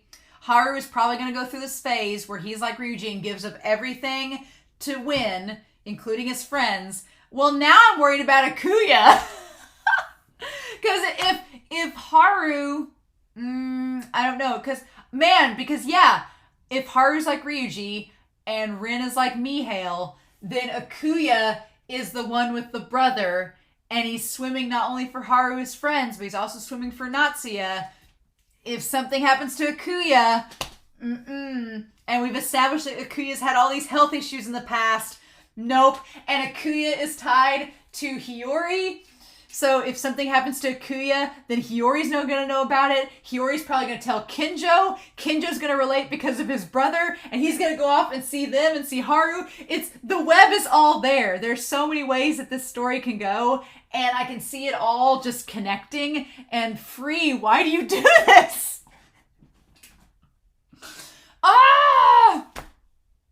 Free just does this, y'all. It's these characters and all this web, and it's all coming together. Oh my gosh. So yeah. I'm amazed, right? And so we still have Ikuya and Asahi. And here's another thing. This is the other thing that I'm thinking is going to connect Ikuya, because Ikuya is talking about how Natsuya treats him like a child. And he's just lamenting to Asahi. And Asahi says, he's worried about you. And he's like, really? And he's like, yeah, to be honest, just so you know, I was worried too. And Ikuya says, oh, sorry about that. So yeah, we had our trio, Rin and Haru and Ikuya. It's mirroring Ryuji and Mihail and Kyo. Y'all, part 2 cannot get subbed fast enough. I'm sorry. And he says, thank you. Ever since I lost to Pseudo, that's his name, Pseudo, I've been thinking about how I can get stronger. And he says, since I feel like Kinjou and the others can see straight through the weakness inside of me. So yeah, he sees how like Rin and Ikuya both talk about their weaknesses in all this. And I saw Asahi's like, I don't really get your issues, but I like your swimming now the best, Ikuya. You'll definitely win next time. Your breaststroke has always been special. I guarantee it. And so, yeah, Asahi, and he's like, I don't hate how you're so optimistic, Asahi. And he says, just say you like it normally. And he's like I'd say that, stupid Asahi. And he's like, what? You're so cold. So, yeah, I think Asahi convinced him in that moment to focus on the breaststroke. I think Asahi was a big factor in that. Meanwhile, we go back to Nao's office space where him and Natsuya have been making out the last 3 hours, and then they just casually stop so they can talk. And they talk about for Kuya, there's professional scouts. Who knows? I'm going to do some land training. And his brother has to produce results too. Again, we're setting shit up. It's just, oh my God. It's great. This movie, there's so much going on.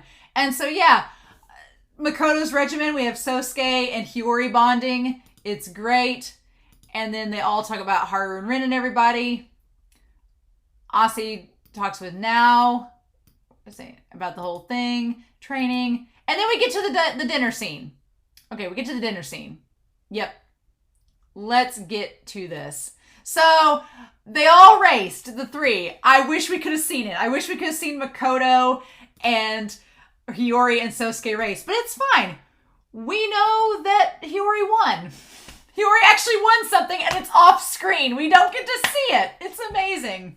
But yeah, so the shop has them all come in with Haru and his friends, and so Asahi's like, great job this year. And so we have, sitting next to each other, we have Ikuya. It goes Ikuya, Hiyori, of course, Kasumi, and then Kasumi and Asahi are across from each other. Natsuya and Nao are together, and they have Mako and Haru and Sousuke. This is the ultimate shipping table. Can we break this down for a hot second? Can we break this down? Because I feel like this show, because they know how this fandom is, they know we're all crazy about these characters, and they're like, how can we seat these characters in a way that has the most maximum shippability? Well, okay, we're going to have Ikuya here next to Hiyori because they're kind of a given. But from the movie, there was this weird kind of maybe shippability between Hiyori and Kasumi, so we'll have them there. Then if you want to have your Mako agenda, then you'll have Mako next to Sousuke. And then across the table, I mean, you have Natsuya now, surprising no one. But then you have these characters together, possibly these characters, their brothers, no. Hiyori and Nao, never. But then you have possibly, you have Kasumi with Asahi right there. And then you have Mako with Haru right there. And then you have Rin, so you have Sousuke and Rin. But you could also have Haru and Rin and Sousuke and Mako, right? So it's just a big old shippability table. I'm like, show. I imagine that the art directors all got together and they spent a good 30 minutes planning that out. Right? And everybody's a good job. And so I love that they're like, no one else, Natsuya's like, no one else is drinking. And Nao's like, oh, honey, sweetheart, you're the only one with a problem. And he's like, yeah, since they're still underage. And he has his glass, so I think now it's either lemonade or it's a damn, if Nao's drinking a damn Long Island, I'm like, okay. And then Sousuke's like, edamame, mackerel salad. And he's like, you can get both, so hurry up and order. I love that Ren's like, we can have a multi-shipper paradise here. Just let it go. We're fine. Oh my God. Oh my God. And Mako's like, ah ha ha. And so then, yeah. And then we have Hiyori and Kasumi looking at the pictures of them together. Oh my God. It was a punishment game. Bad dogs. Oh my God. And he's like, don't show them that. Kasumi has all the tea on everyone. Kasumi has like all the hot gossip, all the photos. It's amazing. He's like, Shigeno-kun would see, Sousuke, you should smile more. And Sousuke's like, leave me alone. And so then Rin notices that Haru's being left out. And he says, good job. Are you okay? And he's like, well, yeah, what about you? And Rin's like, oh, and that face that Rin makes, oh my God, like, slay me. Where he's like, oh, if I said I was fine, it'd be a lie. Even though I was so confident. I feel a bit humbled. He's like, well, I'm sure this frustration will go away. And he's like, I want to be Albert too. And so yeah, Haru thinks, the thing is, Haru thinks that Rin wants to beat Albert. It's like, well, no, not necessarily, right? No, it's not just that. He's like, I know how you feel. And Rin's like, well, look at you getting all competitive. And he's like, shut up. I like that he has water. Of course Haru has water, you know. And he's like, what will you do after that? He's like, after the Athens tournament, what is your plans? And he says he doesn't know, because Haru is a free spirit. He never knows what he wants to do. He just flitters away like the bird of fate, like from one port to the next. And God. And like Rin's like, you gotta have a game plan. And Haru's like, don't push me. Haru's just somebody that does, and he says there's always more world competitions. And he says forever and ever. And he says, I really don't care. And that gets Mako's attention. Yeah, because Rin's like, oh, well, there's always more competitions. We can keep swimming against each other forever. And Haru's like, I don't care about that. It's just, Haru just doesn't know what he wants, right? And I love that Kuya took the picture of them with the dog. And so, yeah, and at this point, boyfriends Mako and Sousuke are like, we need to have some heart-to-hearts, right? Mako's like, I'm going to have a heart-to-heart with Rin. So I imagine that Sousuke and Mako looked at each other across the table, and Mako's like, I'm going to go handle your boyfriend. You handle mine. We got this. Or if you ship Mako and Rin. But yeah, Sousuke moves over to sit next to Haru. And he's like, did Rin say something just now? And he's like, not really. He's like, oh. And I like that he's like, after swimming against a really strong opponent, it can leave you longing, huh? So this is so crazy because Sousuke went from back in season 2, like threatening Haru to never talk to Rin again, to trying to connect to Haru, being like, how does it feel to have a rival, basically? Because, I know Haru and Rin have always kind of been rivals, but they've also been friends, right? And Haru's always won against Rin, really, except for like a handful of times. And then he had emotional downward spiral after that. So, honestly, his spiral against Albert shouldn't be that surprising in comparison to his other spirals against Rin, against Rin and otherwise. But I like in the background, you also see Nao and Natsuya hanging out and practically about to make out.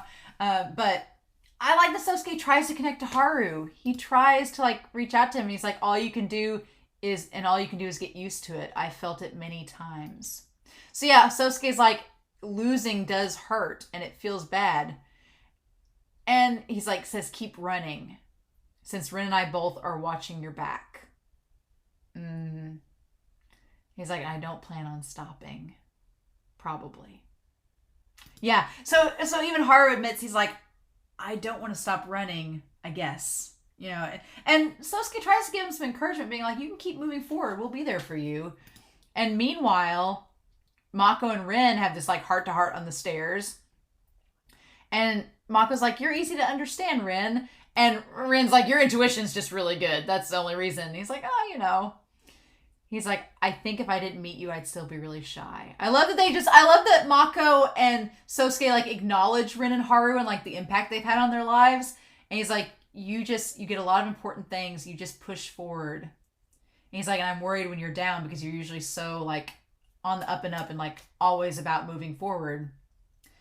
And I love that Rin doesn't really say, yeah, you're right. But he says, you were there supporting me. So that's really important. Yeah, Rin's our diva shark. He's super emotional, but he's really good at communicating his feelings. And Haru is not. So it's an interesting dynamic, right? And so then Rin says, I've made a decision. Now here's the interesting thing. He tells Mako his decision, and Ikuya tells Natsuya the decision. Mako sees Haru after that, but doesn't really talk about Rin. So that's going to be interesting moving forward. If Rin tells Mako that he told Haru his dream too, and Haru had a freak out, what Mako's going to do with that information. We've seen Mako go killer whale before. So I think Mako, if he gets really frustrated, he can lay down the law, right?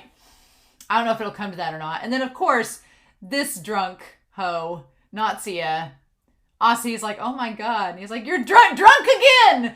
And then now it's like, let this be a lesson. When you're all of age, be careful with alcohol. Don't get to be like this fool. And Hiyori's like, mm-hmm. And Asahi's like, well, I'll be the first to turn 20. Oh my god, I love it. And they tease Ikuya because he's the youngest. And Hiyori's like, leave Ikuya alone. Like, I love his expression. And Kasumi's like, I'm looking forward to turning 20. And I love that Hiyori's like, why are you looking at me while you're saying that? Again, Kasumi flirts with everyone.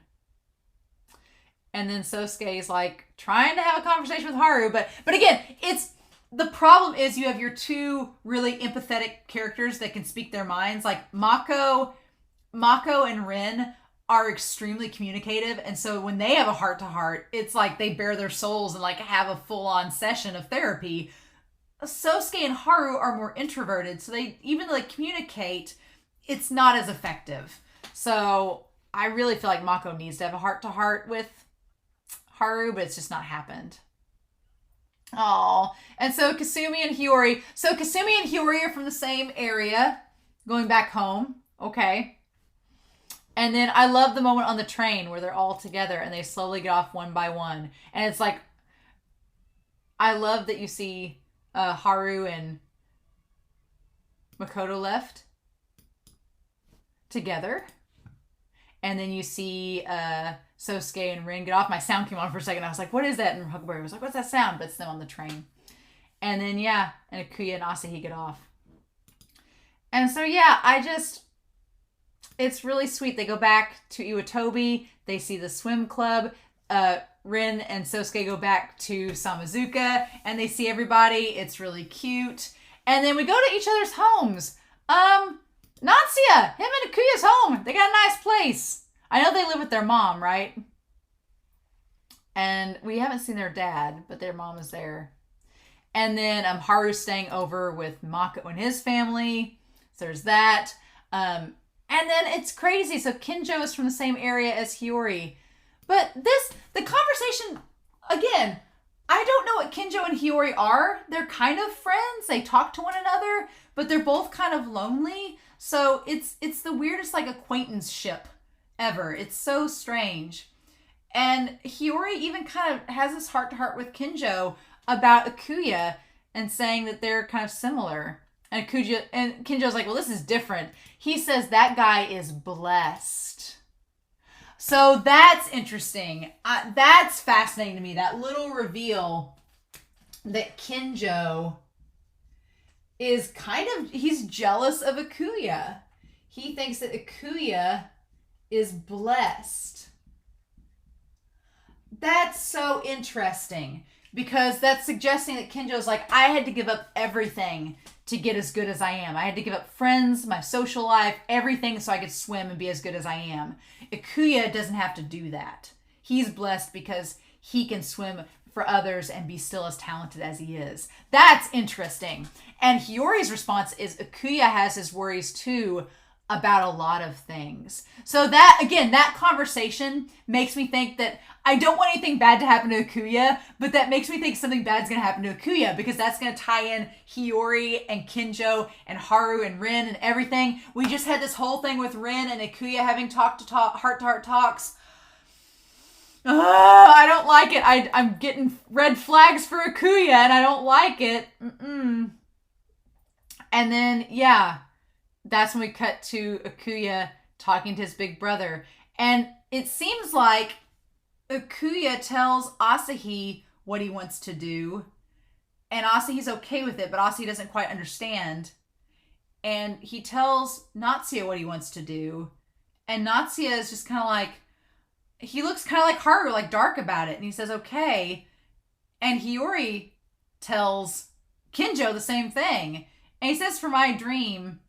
And then we cut to Kyo telling Kinjou the answer is in the water.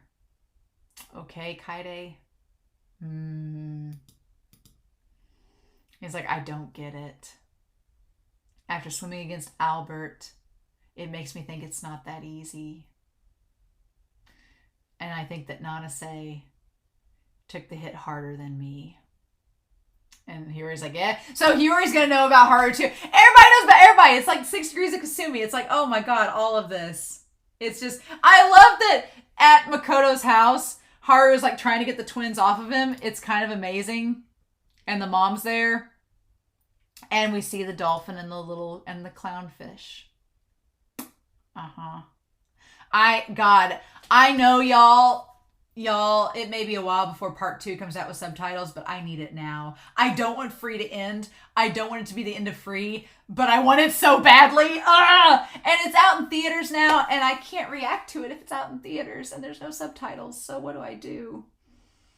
Those of you out there, whenever you guys get your hands on a subtitle track, if y'all want to just like pop it my way, I waited a few months after I got this back in late February, and I was really needing to do other projects. And I was like, oh, I'll wait till it gets closer to my birthday to watch this. But now, if I get part 2 of subs, I'm not waiting. No, I can't wait now. No.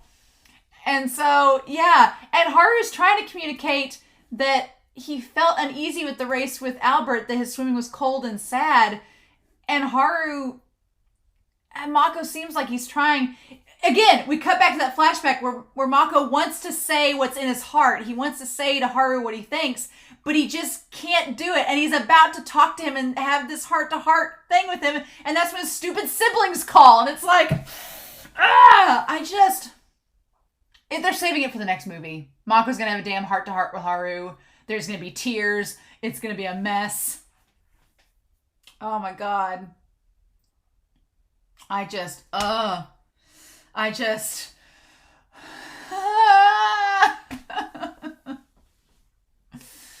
And Haru just gets left alone.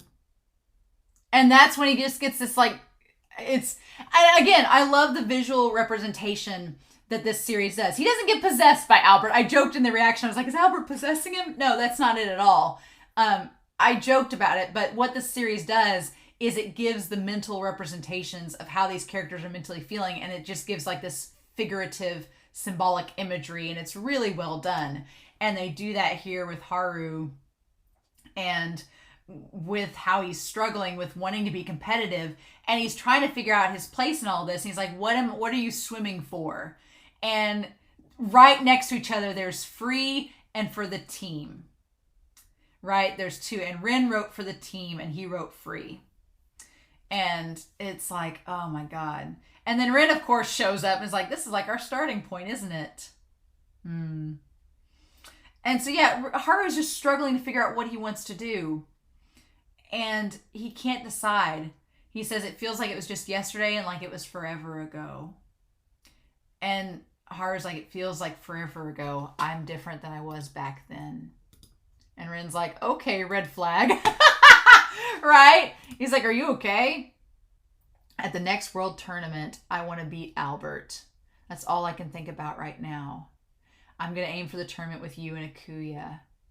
I'm not alone. The race keeps making me feel uneasy. Okay. And so he says, but the reason I have this feeling of wanting to fight now is because you were there, Rin. So this is the heartbreaking part, because the heartbreaking part is that Haru's like, okay, I want to face Albert, but I feel really uneasy about it, and I don't want to be, he's like, I don't want to feel alone, but it's okay, because I'll have you and Ikuya there to back me up, right? You guys were the reasons why I keep on racing, right? That's why at the world tournament, I want it to be with you. And Rin's like, oh yeah, about that. It's like, cue the angst. You know? He's like, and he even says about that. He's like, about that.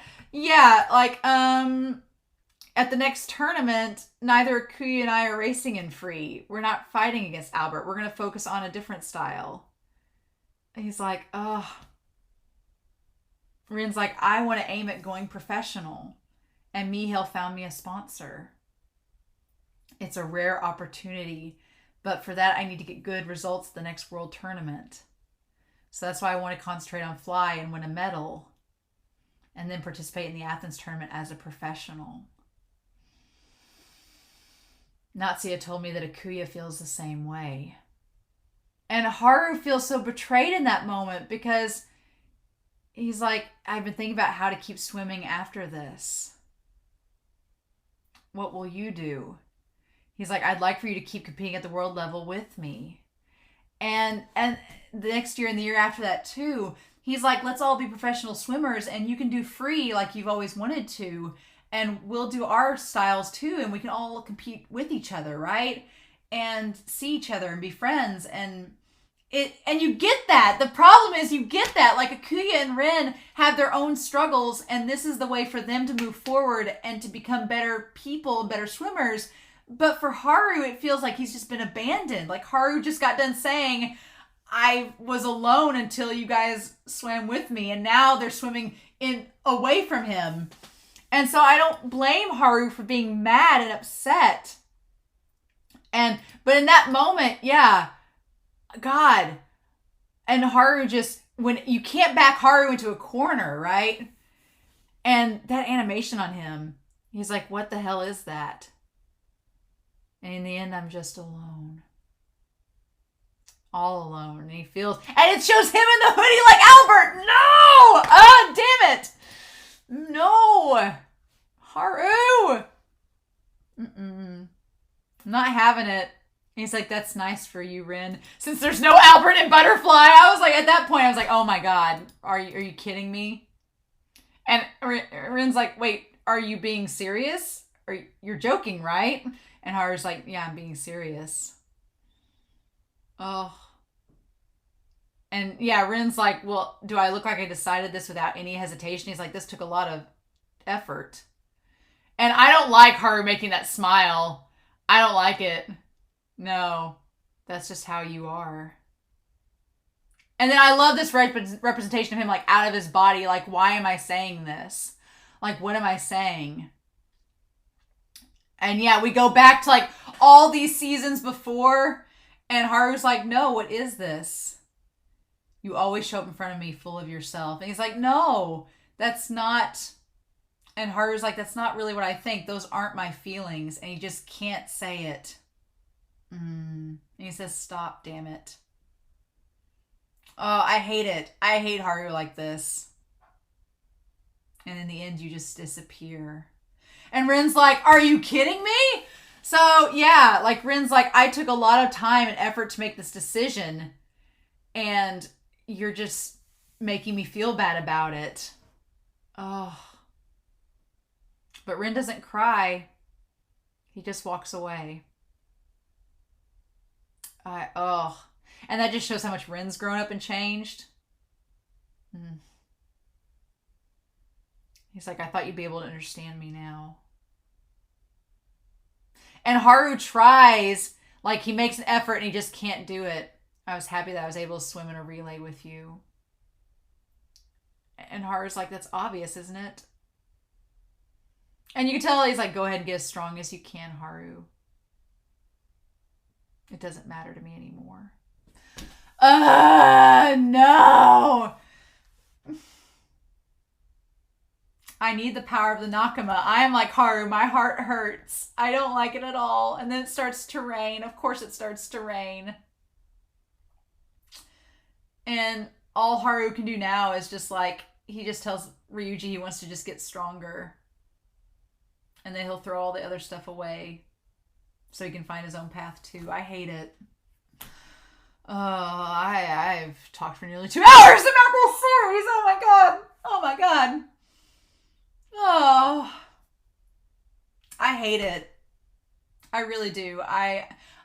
We, the power of the Nakama, part 2, full swing, save Haru.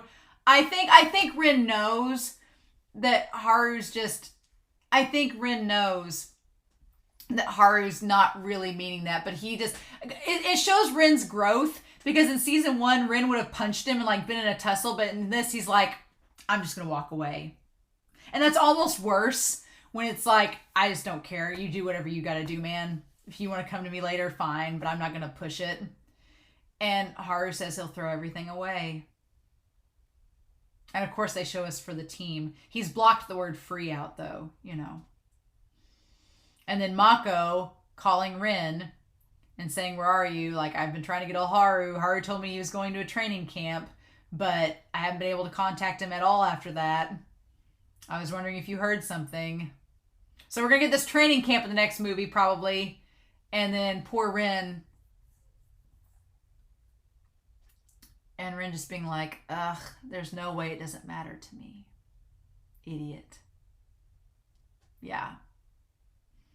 We need Mako and Haru to have a heart-to-heart. We need everybody to come in for Team Haru to get him out of this funk.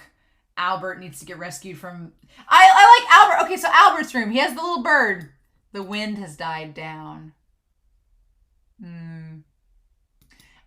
I can always hear someone whispering in my ear. So yeah, Albert's room is like beautiful, where he has the bird cage and the plants and everything and all the candles and stuff. Like, it's very metropolitan. And he's by himself, just like Haru. I want to swim faster. I want to be stronger. Until I'm unbeatable. Because then you won't be normal if you're unbeatable. I know that. So yeah, so we end this movie with Haru and Albert and Kinjou seemingly alone. Although Kinjou has opened up to Hiyori. And, oh my god. Part 2 can't come soon enough. It can't come soon enough. Oh my god. So this was amazing. I talked for nearly 2 hours, maybe more. Cheers to Free. And I am now so excited and ecstatic for the rest of this series. Y'all have no idea. I mean, maybe you do. Maybe you do. But I'm really, really excited, y'all. I cannot wait. So yeah. So we're going to do that. It's going to be fun. Fun times. But I hope y'all enjoyed this reaction and discussion. I feel like I just rambled senselessly about all of this, but it was amazing. And it's all I could have wanted. I've just basically rewatched this movie while talking to you, and I'll probably rewatch it again. So again, Phantom Flame, doing the Lord's work. Thank you. But I hope y'all have an amazing week. Please stay safe. Take care. And God, part 2 cannot come soon enough. But in the meantime, I'll be back soon with more reactions. Bye.